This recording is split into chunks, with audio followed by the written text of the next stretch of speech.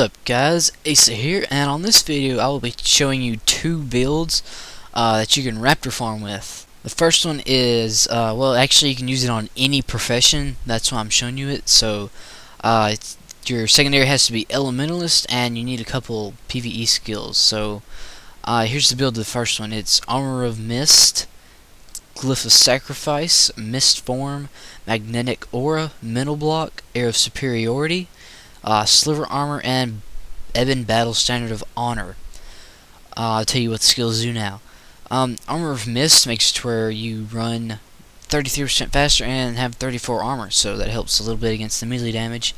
And Glyph of Sacrifice, which you need to cast Mist Form because the Raptors have interrupts. Magnetic Aura to block, Mental Block to block, Air of Superiority to recharge all your skills so you can recast Mist Form and Silver Armor and Battle Standard. Make sure you're in hard mode, and make sure you have your Azuran skill activated so you have some extra energy. And don't forget to grab the blessing.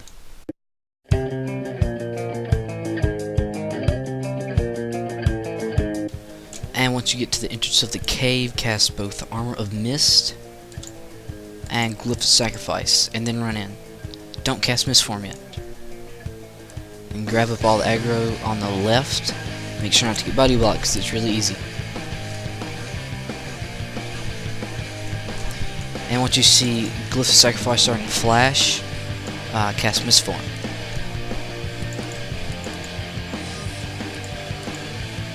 And then cast your stuff.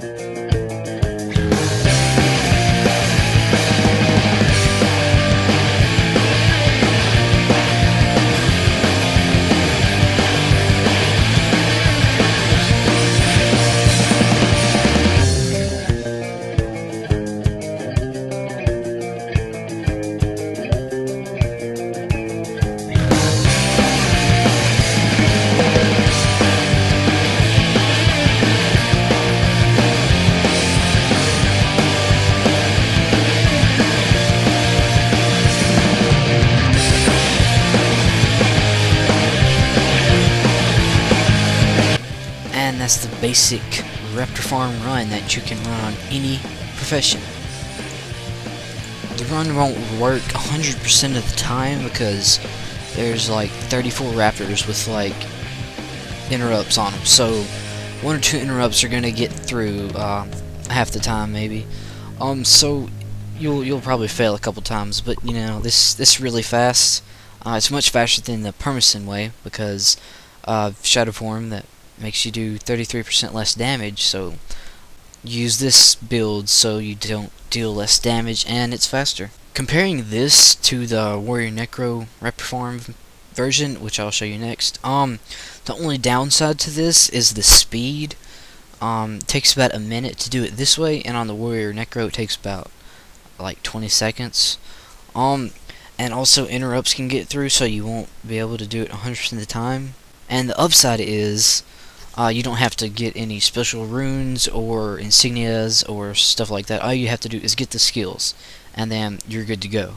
And here's the amazing Warrior-Necro Raptor farm version that a lot of people say is not possible, but yeah, it's possible. The build is Mark of Pain. You cast that on the very first Raptor when you run in, and it deals 34 damage to adjacent foes whenever you hit it. Daliac Signet for the armor. Endure Pain, so you can keep yourself alive when Rickoff Broodmother uses Twisting Fangs, I think it is.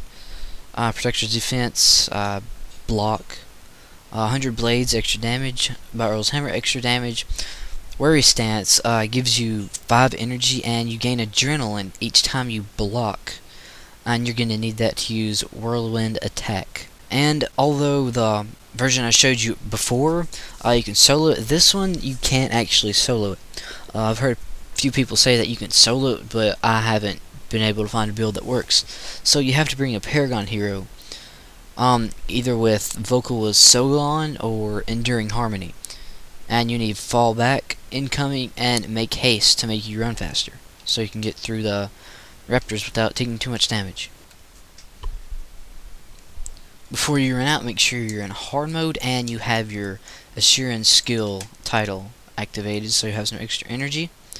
Make sure to disable your hero's skills so he won't spam them right when you get outside the outpost. And make sure to grab the blessing. Pin your hero about right here and get him to use his stuff on you. And then get him to run in. And right when you run in, cast Mark of Pain on the very first raptor.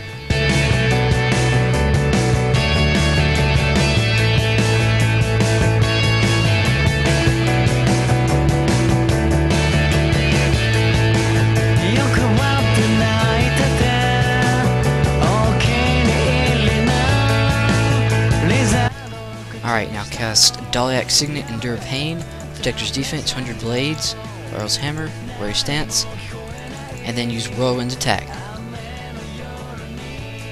And they should be dead. See, they all die in one hit. Let's see how long it took me. Didn't even take me hardly a minute.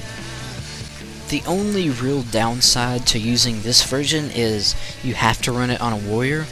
You can run it on Necro, but you have to modify the builds a little bit. And you have to get certain runes and insignias. And your attributes need to be 12 curses, 10 strength, 12 swordsmanship, and 5 tactics. You need at least 3 knights insignias and put them on your armor. I have 3. 5 works really good, but I have expensive armor, so I didn't want to alter it too much. On my headpiece I have +2 swordsmanship and knight's insignia. And I just have radiant and attunement stuff on my chest. And I have a vigor, and actually I don't have any insignia on there. I need to put that on there really. And on my skirt, whatever, have a superior absorption rune, which helps out a lot, and a knight's insignia. And on my feet, or boots or whatever, I have knight's insignia and a major strength rune. Those are just my runes and insignias. They don't have to be the exact same, but you need at least 3 or 4 knight's insignias. And the plus side to this is that it's like extremely fast, and has a very, very low fail rate. Only reason you'd fail is if you got stuck or you lagged. And just so you know, the hero does not decrease the drop rates of anything in here. It actually increases the crappy stuff, and it doesn't decrease the chance for golds or tomes or elite tomes like that. All of the builds and attributes and template codes will be in the description. That's about it for this video. Thanks for watching, guys. Remember, comment, rate, and subscribe, and follow me on Twitter at twitter.com/yun_gray. Later. And right when you see Glyph of Sacrifice starting to blink up in the top left corner, or wherever it is, cast Misform. And you can get all these guys on you.